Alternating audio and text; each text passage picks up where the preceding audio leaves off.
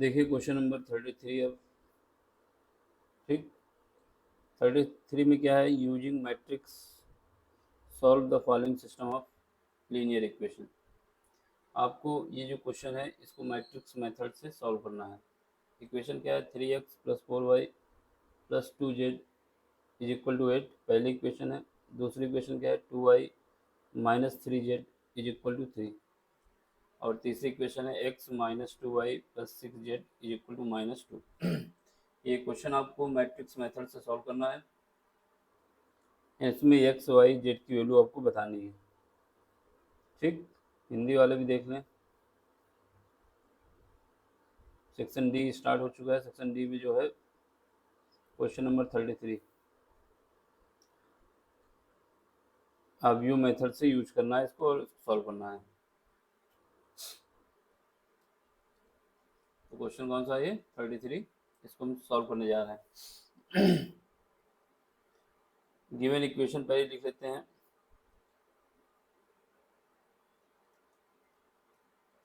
Section D का part है question number 33। Given equation क्या है, पहली इक्वेशन है 3x plus 4y plus 2z, 3x plus 4y plus 2z is equal to 8, 3x plus 4y plus 2z is equal to 8। दूसरी equation क्या है, ये इक्वेशन नंबर 1 हो गई। दूसरी इक्वेशन है 2y minus 3z is equal to 3, 2y minus 3z 3z और is equal to 3, is equal to 3। यहाँ पे क्या रखो, 2y माइनस 3z, तो 2y यहाँ लिख दो, माइनस 3z यहाँ लिख दो, और इसके आगे जो नहीं गिवन है, क्या नहीं गिवन है, x का कोएफिशिएंट नहीं दिया तो उसको मान लेते हैं जीरो के साथ है वो। ठीक है, जब कोई चीज़ जीरो के साथ है तो जीरो ही रहेगी, तो इससे कोई दिक्कत नहीं आएगी। तो इक्वेशन हमारी कौन सी हो गई है, इक्वेशन नंबर 2 हो गई। अगली इक्वेशन है x minus 2y plus 6z, x minus 6y, x minus 6y, x minus 6y, sorry x minus 2y plus 6z। क्या हो रहा है भाई, minus 2y plus 6z is equal to ये कितना है, माइनस 2 है, माइनस 2। ये इक्वेशन नंबर 3 हो गई। तीनों इक्वेशन मिला लो एक बार फिर से। 3x plus 4y plus 2z is equal to 8, 3x plus 4y plus 2z is equal to 8। ठीक है, 2y minus 3z is equal to 3, 2y minus 3z is equal to 3। ठीक है, x minus 2y plus 6z, x minus 2y plus 6z is equal to minus 2। ठीक है, तीनों equation दे दी गई। हमको क्या करना है, मैट्रिक्स मेथड से इसको सॉल्व करना है। मैट्रिक्स मेथड से सॉल्व करना है, इसका मतलब हमको जो इक्वेशन लिखनी होगी वो ऐसे लिखनी होगी कि A X is equal to, किसकिस हो रहा गले में, A X is equal to B, इसके रूप में लिखनी होगी। ठीक है,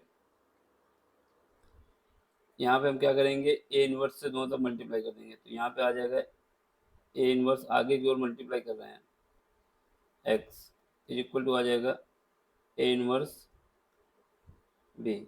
यहाँ से ए इनवर्स हो जाएगा आइडेंटिटी मैट्रिक्स, ये हो जाएगा हमारा क्या, आई एक्स इज इक्वल टू हो जाएगा ए इनवर्स बी। तो यहाँ से हमारे पास एक्स की वैल्यू जो आ जाएगी, फर्दर सॉल्व करेंगे तो एक्स की वैल्यू आ जाएगी, मतलब कैपिटल एक्स का जो मैट्रिक्स है वो आ जाएगा हमारे ए इनवर्स चाहिए और बी, तो ये हमारा मेन फार्मूला होगा। ये क्वेश्चन नंबर 4 कहलाएगा। ठीक है, इसी में ए इनवर्स निकाल के हमको पुट करना है। अब बात आती है कि ए इनवर्स कैसे निकालेंगे, तो ए इनवर्स ऐसे निकाला जाएगा, तो पहले जो मैट्रिक्स है हमारे पास, जो मैट्रिक्स है उसका डिटर्मिनेंट निकाल लें, 1 बाई डिटर्मिनेंट, फिर उसके बाद उसी मैट्रिक्स का एडजॉइंट ऑफ ए निकाल लें, ये हमारा ए इनवर्स हो जाएगा। अब बात आती है कि एडजॉइंट ऑफ ए क्या होगा, तो एडजॉइंट ऑफ ए जो होगा, क्या करना है, कोफैक्टर मैट्रिक्स निकालना है। क्या हो गया बिल्कुल, कोफैक्टर मैट्रिक्स निकालना है, ठीक है, कोफैक्टर मैट्रिक्स निकालना है। कोफैक्टर मैट्रिक्स निकालने के बाद किसका कोफैक्टर मैट्रिक्स निकालेंगे, ए का, उस कोफैक्टर मैट्रिक्स का ट्रांसपोज निकाल लेंगे, कोफैक्टर मैट्रिक्स निकालेंगे उसका ट्रांसपोज निकाल लेंगे, वही हमारा एडजॉइंट ऑफ ए होगा। अभी कोफैक्टर मैट्रिक्स क्या होता है उसको हम बात अभी अब जब सॉल्व करेंगे तो बताएंगे, लेकिन कोफैक्टर मैट्रिक्स के लिए जो एलिमेंट निकाले जाते हैं उसके लिए जो फार्मूला होता है आई जे सी इज इक्वल टू आई जे -1 की पावर आई प्लस जे और मैट्रिक्स एम आई जे। ये जब यूज होगा तो दिखाएंगे कैसे आया ये, ठीक है। तो यहाँ पे इतना काम हो गया। अब बात आती है कि हमारा मैट्रिक्स ए क्या होता है, बी क्या होता है और सी क्या होता है। तो मैट्रिक्स ए जो होता है, जो भी हमारे पास मैट्रिक्स ए है, जो एक्स वाई जेड के कोफिशिएंट है, एक्स वाई जेड के कोफिशिएंट पहली इक्वेशन के, एक्स वाई जेड के कोफिशिएंट दूसरी इक्वेशन के, एक्स वाई जेड के कोफिशिएंट तीसरी इक्वेशन के, उनको लिखना होता है। तो पहली इक्वेशन के जो एक्स वाई जेड के कोफिशिएंट है क्या है, पहली में एक्स का कोफिशिएंट 3 है, दूसरी में क्या है 4 है, और तीसरी सॉरी 3x 4y और 2z। ये x हो गया, ये y हो गया, अब z की वैल्यू 2 हो गई। तो ये हमारा हो गया। अब दूसरी इक्वेशन में क्या है, 0 है एक, x का कोफिशिएंट, y का कितना है 2 है और z का कितना है -3 है। तीसरी इक्वेशन में x का कोफिशिएंट 1 है, इसमें कितना है -2 है, इसमें कितना है 6 है, ठीक है। तो ये हमारा हो गया, क्या आ गया, ए मैट्रिक्स आ गया। अब बात आती है कि बी क्या होता है या एक्स क्या होता है। तो पहले हम एक्स बता देते हैं क्या होता है। एक्स जो होता है कैपिटल एक्स, वो स्मॉल एक्स, स्मॉल वाई और जेड, स्मॉल एक्स वाई और जेड। बात आती है बी, बी क्या होता है, बी जो होता है मेरा वो 8 3 -2, 8 3 -2। तो ये बी कोफिशिएंट हो जाएगा, ठीक है। यानी यहाँ पर जो कांस्टेंट टर्म होते हैं वो हमारा बी मैट्रिक्स बनता है, वो भी कॉलम मैट्रिक्स। जेड और एक्स जो है कॉलम मैट्रिक्स बनेगा, ठीक है, क्योंकि एक ही कॉलम में एक एलिमेंट आएंगे, और ए हमारा ऐसे रहेगा। तो ये हमारा पूरा हो गया क्या, ए कहाँ से आया, जो एक्स वाई जेड के कोफिशिएंट थे, एक्स कहाँ से आया कैपिटल एक्स, जो एक्स वाई जेड दिया हुआ था, और बी कहाँ से आया, जो इसके कांस्टेंट टर्म थे वो। तो ये हमारा सब कुछ बन चुका है। अब हमें क्या करना है, सबसे पहले डिटर्मिनेंट ऑफ ए निकालना होगा। अगर डिटर्मिनेंट ऑफ ए हमारा 0 आ जाता है, यहाँ पर देख लो, अगर डिटर्मिनेंट ऑफ ए 0 आ जाएगा तो ये जो है मेरा एग्जिस्ट ही निकलेगा। इसका मतलब क्या है कि डिटर्मिनेंट ऑफ ए यानी जो मैट्रिक्स ए बन रही है उसका डिटर्मिनेंट कभी भी 0 नहीं आना चाहिए। अगर 0 आएगा तो ए इनवर्स एग्जिस्ट नहीं करेगा। तो क्या बताएंगे, अगर ए इनवर्स एग्जिस्ट कराना है तो determinant of A does not equal to 0, ये कंडीशन आएगी तो एग्जिस्ट करेगा। क्या एग्जिस्ट करेगा, ए इनवर्स, ठीक है। अगर ये हमारा 0 आ गया तो एग्जिस्ट नहीं करेगा। अब सारा खेल क्या है, डिटर्मिनेंट ऑफ ए पहले निकालते हैं। तो डिटर्मिनेंट ऑफ ए निकालने के लिए क्या करोगे, जो मैट्रिक्स है उसको लिखो। यहाँ पे क्या है 3 है, यहाँ पे 4 है, यहाँ पे 2 है, ठीक है। यहाँ 0 है, यहाँ 2 है, यहाँ -3 है, यहाँ 1 है, यहाँ -2 है, यहाँ 6 है, ठीक। अब हमको डिटर्मिनेंट निकालना है तो क्या करेंगे, साइन भी डिटर्मिनेंट का ही बनाएंगे, मैट्रिक्स का नहीं बनाएंगे। डिटर्मिनेंट का साइन कैसे बनेगा, ये मॉड वाला जैसे होता है ऐसे। अब इसको सॉल्व कर दो। सबसे पहले हम किसके रिस्पेक्ट में सॉल्व करेंगे, पहली रो के रिस्पेक्ट में, यानी ये 3 को ले लो, 3 के सामने की रो और कॉलम को हटा दिया जाए, उनका मल्टीप्लाई करना होता है। तो क्या आएगा, 6 का मल्टीप्लाई होगा 2 से तो 12 हो जाएगा, -2 का और -3 से मल्टीप्लाई होगा तो माइनस माइनस प्लस हो जाएगा, लेकिन एक माइनस और आता है तो ये 6 हो जाएगा, ठीक है। अब इसके बाद 4 में आ जाओ, इस वाले एलिमेंट में। तो 4 के सामने की रो और कॉलम को हटा दो, ये अल्टरनेट चलता है प्लस माइनस, ठीक है। तो ये माइनस आएगा इस बार। इसके सामने की रो और कॉलम को हटाओ, क्या बचेगा, 0 का मल्टीप्लाई 6 होगा तो 0 आएगा, 1 का मल्टीप्लाई -3 से होगा, लेकिन यहाँ एक माइनस आता है पहले से, तो ये प्लस का हो जाएगा। इसके बाद 2 पे आ जाओ, 2 के सामने की रो और कॉलम को हटा दिया जाए। ठीक है, तो क्या बचेगा, यहाँ पर कितना है, प्लस का 2। इसके सामने की रो और कॉलम को हटाएंगे, कितना बचेगा, -2। -2 का 0 से मल्टीप्लाई होगा, इस -2 का इस 0 से मल्टीप्लाई होगा तो क्या आएगा, 0। और 1 का मल्टीप्लाई 2 से होगा तो कितना आएगा, -2। अब इसको सॉल्व करो, कितना आया, इसको सॉल्व करेंगे तो आ जाएगा मेरे पास यहाँ पे 6 से 18 बचेगा, 3 से मल्टीप्लाई होने के बाद यहाँ पे -12 बचेगा, यहाँ पर -4 बचेगा। तो इसको जब सॉल्व करके लाएंगे तो ये बचेगा 2, जो कि 0 मेरा नहीं है, इसलिए क्या होगा, इसलिए ए इनवर्स एग्जिस्ट। अगर ये 0 आ जाता तो ए इनवर्स एग्जिस्ट ही ना करता। जब एग्जिस्ट नहीं करता कोई चीज़ तो उसको निकालेंगे कहाँ से। ठीक है, यहाँ पे एस लगा, एग्जिस्ट। अब आगे बात आई, अब इसके बाद क्या है, अब हमें करना है ए इनवर्स निकालना है। क्या निकालना है, ए इनवर्स। जब ए इनवर्स निकल आएगा तो इक्वेशन नंबर 4 का यूज करके हम एक्स की वैल्यू और एक बी की वैल्यू, ए इनवर्स की वैल्यू रख के इसको निकाल सकते हैं। ठीक है, तो हमारा ए इनवर्स निकालने के लिए क्या करेंगे, सबसे पहले ए इनवर्स निकालने के लिए हम करेंगे कोफैक्टर मैट्रिक्स ऑफ ए निकालेंगे, कोफैक्टर मैट्रिक्स ऑफ ए। ठीक, सबसे पहले हम मैट्रिक्स ए लिख लेते हैं यहाँ पे। ए मैट्रिक्स क्या है, इसके एलिमेंट क्या है, ये 3 है, ये 4 है, ये 2 है, ये 0 है, ये 2 है, ये -2 है, यहाँ 1 है, यहाँ -2 है, ये मेरा 3 था। देखो इसी सब में अगर जैसे गलत हो जाएगा तो काम हो जाएगा। 3 4 2 0 2 -3 -2 और 6, तो ये हमारा मैट्रिक्स हो जाएगा ए। ठीक है, ये मैट्रिक्स ए हो गया। अब हमें क्या करना है, इसका कोफैक्टर मैट्रिक्स निकालना है। कोफैक्टर मैट्रिक्स निकालना है ए का, तो cofactor matrix of A, cofactor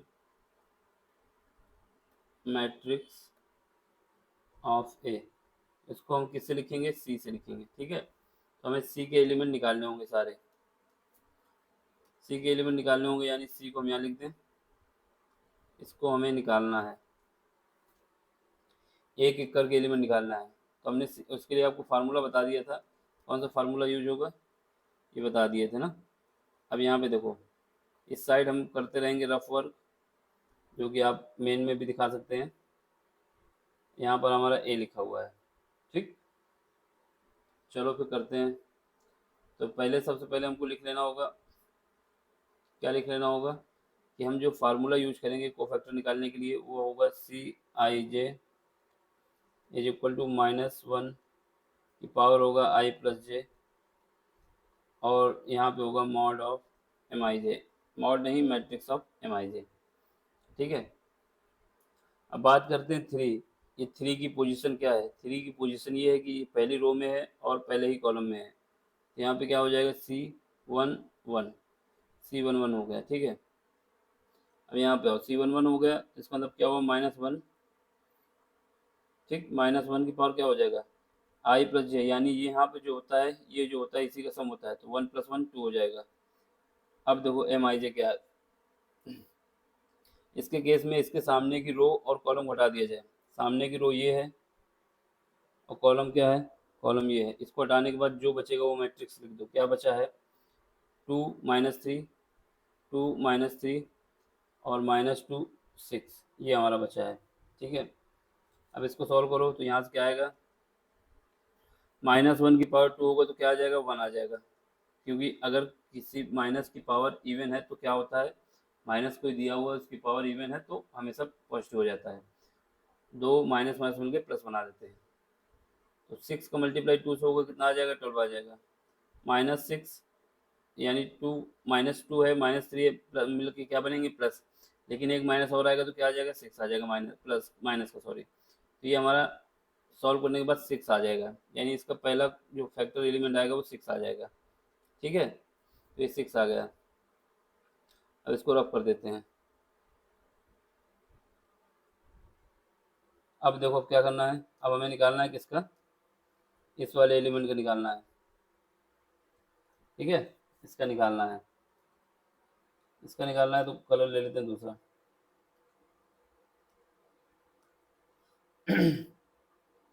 इस वाले एलिमेंट का निकालना है। 4 था, बताओ 4 भी हट गया, ठीक। कौन सा ले रहे हैं, वही सभी ले लो, ब्लैक ले लेते हैं। इसका निकालना है 4 का, ठीक।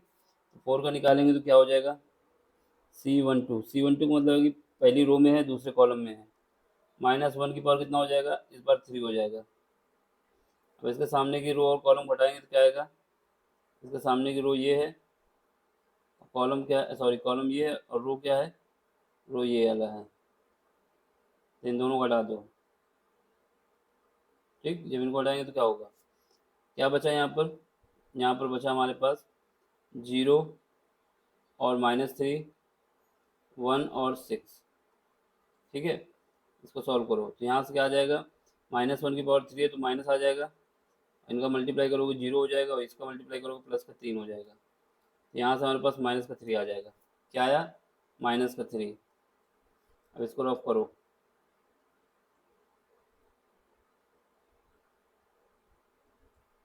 एक मिनट, ये हो गया, देखो इधर कुछ चला गया, क्या गया था, 0, एलिमेंट भी चले जाते हैं ना, ये 0 था यहाँ पे, ठीक। अब देखो अब किसका करना है हमें, अब हमें इसका करना है 2 का, 2 का निकालना है। इसके सामने की रो कॉलम अब समझ लेना आप क्या है। यहाँ पे देखो, यहाँ पे क्या करोगे, यहाँ 1 C13 का मतलब कि पहली रो और तीसरा कॉलम, इसके सामने की रो को हटाएंगे तो क्या बचेगा, पहले तो -1 की पावर कितना हो जाएगा, -1 की पावर हो जाएगा 4। अब इसके सामने की रो कॉलम को हटा देंगे तो 0 बचेगा, 2 बचेगा, 1 बचेगा, -2 बचेगा, ठीक है। इसका मल्टीप्लाई करो, ये 1 आ जाएगा, मल्टीप्लाई में 0, ये -2, यहाँ से हमारे पास -2 आ जाएगा, क्या आ जाएगा, -2। तो ये वाला एलिमेंट -2 हो गया।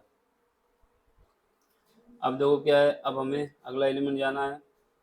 अगला एलिमेंट में क्या है, इसके लिए देख लो, ये 0 के लिए, इसके लिए निकालोगे तो क्या आएगा, इसकी पोजीशन क्या है, ये पोजीशन में है C21, ठीक है, -1, -1 की पावर कितना हो जाएगा, इस बार 3 हो जाएगा। इसके सामने की रो कॉलम हटाने के बाद क्या बचेगा, 4 और 2 और -2 और 6। जब इसको सॉल्व करेंगे तो यहाँ से -1 आ जाएगा, ठीक है। इसको बाद 12 हो जाए, 24 हो जाएगा, क्या हो जाएगा, 24। 6 का मल्टीप्लाई 4 से होगा तो 24 हो जाएगा, तो ये 24 हो जाएगा। और इसके बाद इसमें मल्टीप्लाई होगा तो ये 4 हो जाएगा, ठीक। तो यहाँ से हमारे पास आ जाएगा -28। याद रखना -28 आया है। चलो आगे बढ़ो, अगला कलर में भी बहुत ही ज़्यादा फीका था, इसके लिए देख लो। इसके लिए निकालो क्या आएगा, C22 यानी सेकंड कॉलम सेकंड रो। तो यहाँ पे क्या आ जाएगा, यहाँ पे देख लो, -1 की पावर कितना हो जाएगा, 4 हो जाएगा, ठीक है। अब इसके बाद इसके सामने की रो कॉलम हटाएंगे, कितना बचेगा, सामने की रो कॉलम हटा तो 3 और 2 बचा ऊपर, नीचे के बचा 1 और 6, तो कितना आ जाएगा, 1। -1 की पावर 4 है तो 1 आ जाएगा, ठीक है। क्रॉस मल्टीप्लिकेशन 18 माइनस का 2 कितना आ जाएगा, 16। तो ये हमारा 16 आ जाएगा। अगला ले लो, अब किसके लिए निकालना है, अब इसके लिए निकालना है -3 के लिए। -3 के लिए आ जाएगा, कितना आ जाएगा, 2 और 3, -1 की पावर कितना हो जाएगा, 5, -1 की पावर 5 हो जाएगा, ठीक है। यहाँ पे कितना आ जाएगा, 3, 4, 1, -2, 3, 4 और 1 -2, 3, 4, 1 -2, ठीक है। मल्टीप्लाई करो, -1 की पावर 5 है तो माइनस आ जाएगा, ठीक है। क्रॉस मल्टीप्लिकेशन करो तो -6, फिर यह -4, दोनों का मल्टीप्लाई होगा तो प्लस का 10 आ जाएगा, -1 प्लस 10 हो जाएगा। ये एलिमेंट हमारा 10 आ गया। अब आगे बढ़ो, अब इसका निकालो, ये वाले का, ठीक है। इसके लिए क्या है, इसकी पोजीशन C31 -1, ये सबको फैक्टर निकलना है, ठीक है। और इस फार्मूला जो ऊपर था उसका यूज़ करके ये 4 हो जाएगा। इसके सामने की रो और कॉलम हटा दो, क्या बचेगा, 4 और 2, 2 और -3, -4 की -1 की पावर 4 है तो 1 बचेगा। ठीक है, मल्टीप्लाई करो, ये माइनस का 12 आ जाएगा, ये माइनस का 4 आ जाएगा, ये माइनस का 16 आ जाएगा। तो क्या आ जाएगा, ये वाला एलिमेंट माइनस का 16 आ जाएगा। फिर आ जाओ अगला एलिमेंट में। अगला एलिमेंट कौन सा है, ये माइनस का 2, इसका निकालो कोफैक्टर। यहाँ से इसकी पोजीशन क्या है, C32, यानी तीसरा कॉलम रो है और दूसरा कॉलम है, तीसरी रो दूसरा कॉलम। -1 की पावर कितना आ जाएगा, 5। अब देख लो, इसको क्रॉस मल्टीप्लिकेशन करोगे, ठीक है, ऐसे ऐसे, तो यहाँ से 3 बचेगा और 2 बचेगा। यहाँ पे क्या बचेगा, 0, यहाँ पे बचेगा -3, 3 2 0, ठीक है, माइनस आ जाएगा। ठीक, मल्टीप्लाई करो, -9, यहाँ 0, तो क्या आ जाएगा, +9 आ जाएगा। तो ये हमारा +9 आ जाएगा। इसके बाद देख लो इस वाले एलिमेंट के लिए, इसके लिए ये क्या है, C33, -1 की बार कितना हो जाएगा, 6। इसके सामने की रो और कॉलम घटाओगे, क्या बचेगा, 34 और 02। -1 की पावर 6 है तो 1 आ जाएगा। ठीक है, इसका मल्टीप्लाई 6 हो जाएगा, ये 0 हो जाएगा, बचेगा 6। तो ये एलिमेंट हमारे आगे क्या, कोफैक्टर मैट्रिक्स आ गया, कोफैक्टर मैट्रिक्स आ गया। अब हमें क्या करना है, कोफैक्टर मैट्रिक्स का ट्रांसपोज कर देना है। जब ट्रांसपोज कर देंगे तो क्या आ जाएगा, एडजॉइंट ऑफ ए आ जाएगा। तो लिख दो, transpose of cofactor matrix, cofactor matrix, इसका ट्रांसपोज करेंगे तो क्या आ जाएगा, सी डैश या सी टी कहें, ठीक, या फिर सी डैश कहें, इसी को हम कहते हैं एडजॉइंट ऑफ ए, ये भी कह सकते हैं। तो क्या आ जाएगा, यहाँ से हमारे पास इसको, इसमें क्या किया जाता है, ट्रांसपोज में रो को कॉलम में और कॉलम को रो में बदल दिया जाता है। इसकी रो क्या है, R1 है, ये क्या है, ये R2 है, ये R3 है, तो इसको हम कॉलम में बदल दे रहे हैं। क्या है, 6 -3 और -2, एक यहाँ पे क्या है, -28, 16 और 10, यहाँ पे क्या है, -16, 9 और 6। ये तो हो गया पूरा आपका, ठीक है, जो कि हमने बदल दिया। ठीक, अब आपको क्या करना है, अब आपको हमें इक्वेशन नंबर ए में जाना है, फोर्थ में जाना है। इन इक्वेशन फोर्थ, ये हमारे एडजॉइंट ऑफ ए आ गए। अब इक्वेशन नंबर फोर्थ में जाओ। इन इक्वेशन फोर्थ,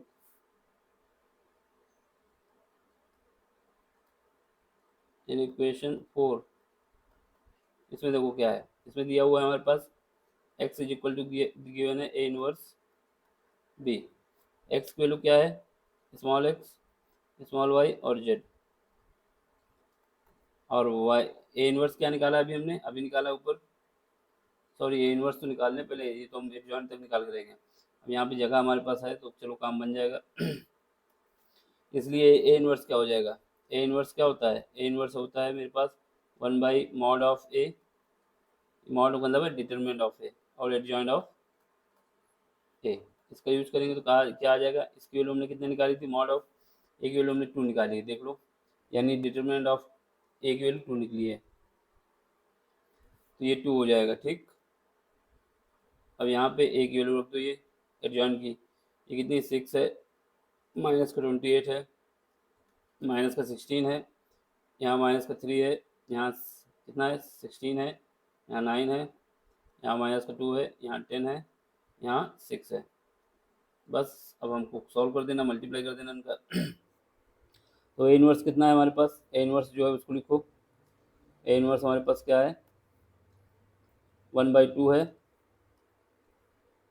1/2 को बाहर रखना है अभी, 1/2, यहाँ पे क्या आ जाएगा, 6 -28 -16, यहाँ -3, यहाँ 16, यहाँ पे 9, यहाँ पे -2, यहाँ पे 10 और यहाँ पे 6। ठीक है, ये हो गया। अब बी क्या है, बी के एलिमेंट हमने ऊपर बताए थे, बी में क्या है, कौन सा है, कॉलम मैट्रिक्स है। इसकी वैल्यू क्या है, 8 3 -2, 8 3 -2, तो बी का भी लिख दो, 8 3 -2। ठीक, इसको आपको सॉल्व करना है। चलो फिर सॉल्व करते हैं। देखो ये पहली रो, ये इसकी रो है, इस रो का मल्टीप्लाई किससे होगा, कॉलम से। ये C1 है, एक ही कॉलम है, कोई दिक्कत नहीं है। 6 का मल्टीप्लाई 8 से होगा, कितना आएगा, 1/2 को बाहर ही रखो अभी। 6 का मल्टीप्लाई 8 से होगा तो कितना आ जाएगा, 48। -28 है, -28 का 3 से मल्टीप्लाई कर दो, माइनस का 28 इंटू 3। फिर इसके बाद माइनस, ये माइनस प्लस हो जाएगा, कितना आ जाएगा, 32। ठीक, एक एलिमेंट आ गया। अब देखो अगला, अगले के लिए क्या करोगे, सेकेंड रो ले लोगे। ये 3 का मल्टीप्लाई -8 से होगा, कितना आ जाएगा, माइनस का 24। 16 का 3 से होगा, 16 का 3 से होगा तो 48। 9 का -2 से होगा, कितना आएगा, 9 का -2 से होगा तो 18। अब अगला कॉलम ले लो, रो सॉरी कॉलम तो एक ही है, रो ले लो। यहाँ पे क्या आएगा, -2 का मल्टीप्लाई 8 से होगा 16। 10 का मल्टीप्लाई 3 से होगा 13। 6 का मल्टीप्लाई -2 से होगा 12। ठीक है, तो यहाँ 1/2। देखो यहाँ पे जब इसको ऐड करो कितना आ जाएगा, इन दोनों को ऐड करोगे तो हमारा आ जाएगा 32, और 48 को ऐड करेंगे फिर 80 आ जाएगा। कितना आ जाएगा, 80। 32 और 48 ऐड होंगे तो कितना आ जाएगा, 80 आ जाएगा, यानी 80 आ जाएगा। ठीक है, अब इनका जब मल्टीप्लाई होगा कितना आएगा, 4 और 6 दूनी 8, 84 आ जाएगा। ठीक है, अब इसमें देखो, इसमें जब करेंगे तो कितना आ जाएगा मेरे पास, 24 से इतना गया तो यहाँ से 24 बचा, यहाँ पे आ जाएगा मेरे पास। इनको जब ऐड करेंगे कितना आ जाएगा, 48 प्लस का आ जाएगा, और माइनस का मेरे पास कितना आ जाएगा, ये हो जाएगा मेरे पास 6 कम कर दो, यानी 42 हो जाएगा। ठीक, इधर देख लो, इधर जब करेंगे तो कितना आ जाएगा, यहाँ पर हमारे पास 30 है, माइनस का 28। अब इसको फर्दर सॉल्व करेंगे तो 1/2 तो रहेगा ही। यहाँ पे कितना आ जाएगा मेरे पास, -2 सॉरी -4, -4 आएगा ना, 80 में 80, 84 में 80 जाएगा तो ये -4 बचेगा। यहाँ पर मेरे पास बचेगा 6, और यहाँ पर बचेगा 2। ठीक है, ये 6 बचा है। चलो यहाँ से x सॉरी, यहाँ पर हमारे पास क्या है, x y और z। अब 2 से अंदर मल्टीप्लाई कर दो। मैट्रिक्स में ये प्रॉपर्टी होती है, किसी भी स्केलर का जब मल्टीप्लाई होगा तो पूरे एलिमेंट में होगा। तो 2 को मल्टीप्लाई करेंगे कितना आ जाएगा, -2, 1/2 का मल्टीप्लाई हो रहा है, ये 3 आ जाएगा, ये 1 आ जाएगा। इसका मतलब क्या हुआ, जब कंपेयर करेंगे तो x की वैल्यू कितनी आ जाएगी, -2, y की वैल्यू कितनी आ जाएगी, y की वैल्यू आ जाएगी 3, और z की वैल्यू कितनी आ जाएगी, 1। ये हमारा आंसर है। क्या है आंसर, x की वैल्यू -2, y की वैल्यू 3, और z की वैल्यू 1 आ जाएगी। ठीक है, ये हमारा आंसर है फाइनल। अब अगला क्वेश्चन देख लिया जाए, इसी में हो जाए तो। अगला क्वेश्चन क्या है, हमसे कह रहा है कि फाइंड, यूज करना है इंटीग्रेशन मेथड। ठीक है, find the area of the reason bounded by the curve. इस कर्व का जो एरिया है वो हमको बताना है, क्या होगा। ये कर्व देखने में क्या है, ये कर्व हमारा पैराबोला का है। किसका है, पैराबोला। चलो फिर कर देते हैं, इसमें भी देख लो, समाकलन विधि का यूज करना है, और एक्स के एक्सेस के बीच घिरे छेद का क्षेत्रफल बताना है। चलो फिर करते हैं। क्वेश्चन नंबर कौन सा है, क्वेश्चन नंबर है हमारे पास 34 है शायद, हाँ 34 है। ठीक, इसमें देख लो, इसमें समाकलन मेथड का यूज करना है। तो क्या है, using integration find the area of the reason bounded by this. देखो सबसे पहले हमें पता होना चाहिए जो गिवन है, क्या गिवन है, y = x² दिया है, ये पैराबोला है। क्या है, पैराबोला। ठीक, और रीजन क्या दिया गया है, रीजन दिया गया है x की वैल्यू -1 से x की वैल्यू 1 तक, इसके बीच का हमें एरिया फाइंड करना है। क्या फाइंड करना है, एरिया। ये एक्स एक्सिस भी बताया जा रहा है। ठीक, सबसे पहले हमें डायग्राम बनाना आना चाहिए। तो पैराबोला का डायग्राम ऐसे बनता है, ये हमारा क्या है, एक्स एक्सिस है, ये एक्स डैश है, ये वाई है, और ये वाई डैश है। ठीक। देखो, जब वाई स्क्वायर, अगर हमारे पास यहाँ पे क्या है, वाई है, वाई में स्क्वायर नहीं है, एक्स में स्क्वायर है। अगर वाई में स्क्वायर नहीं है तो इसका मुंह वाई की तरफ कर देंगे, इसका मुंह क्या कर देंगे, वाई की तरफ कर देंगे। वी शेप नहीं बनाना है, यू शेप है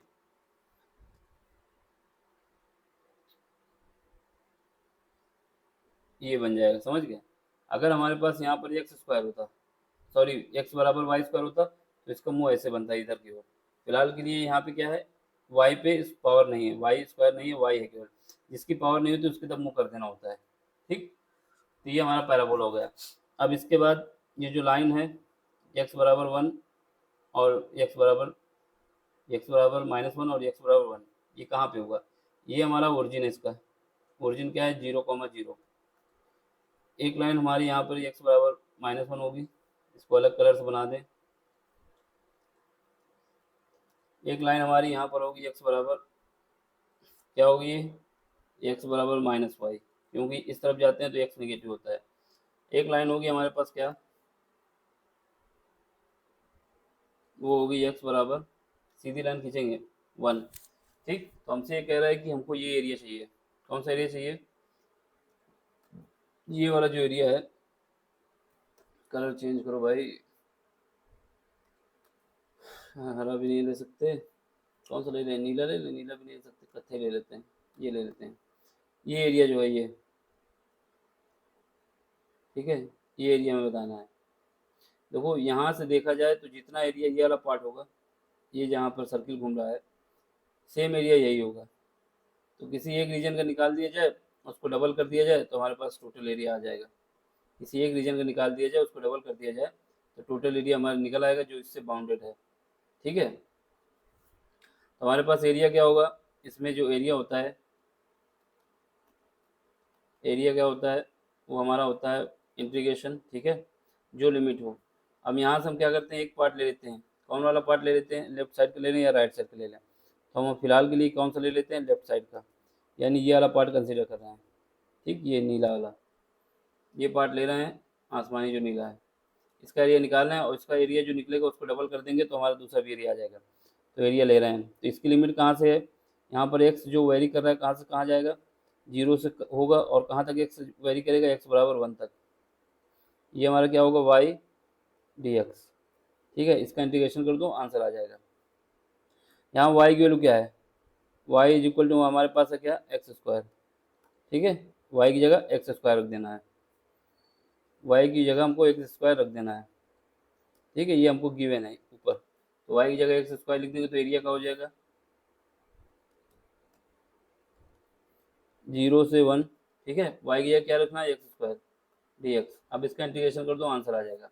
इसका इंटीग्रेशन करो कितना आएगा, एक्स की पावर एन होता है, अगर हमारे पास एक्स की पावर एन होता है, इसका इंटीग्रेशन किया जाता है तो क्या आता है, एक्स की power n plus one divide by n plus one. यानी अगर हमारे पास कोई फंक्शन है एक्स, उसकी पावर एन है, उसका हमें इंटीग्रेशन करना है, तो ये होता है एक्स की power n plus one divide करते हैं एन प्लस वन से। ठीक, तो वही करना है यहाँ पर। यहाँ पे क्या है, एक एन की जगह कितना 2 है, तो ये क्यूब हो जाएगा, डिवाइड किससे करेंगे, 3 से। यहाँ कितना आ जाएगा, 0 1। ठीक है, तो यहाँ से हमारे पास आ जाएगा ए की वैल्यू जो आ जाएगी, इसकी जो हमने रेंज रख दी। अब इसको सॉल्व करो, यहाँ से 1 रखेंगे कितना आ जाएगा, 1/3 आ जाएगा। फिर इसके बाद क्या रखेंगे, 0, तो ये पूरा 0 हो जाएगा। तो एरिया कितना आ जाएगा, 1/3।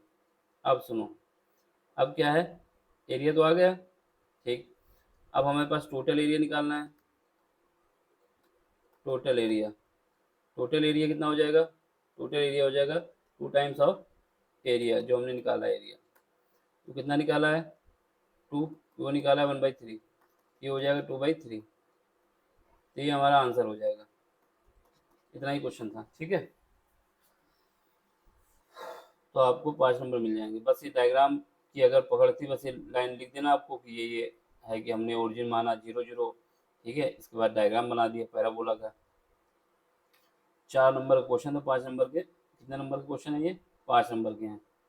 ठीक, अगर ये मैट्रिक्स वाला करते तो लंबा क्वेश्चन पड़ता, इसको करता कोई तो आसानी से कर लेता, जल्दी भी हो जाता। अब अगला क्वेश्चन देखना है। अगला क्वेश्चन जो है अगले लेक्चर में मिलते हैं। ठीक है, समझ में आया तो लाइक करें, शेयर करें और सब्सक्राइब भी करें। Thank you for watching.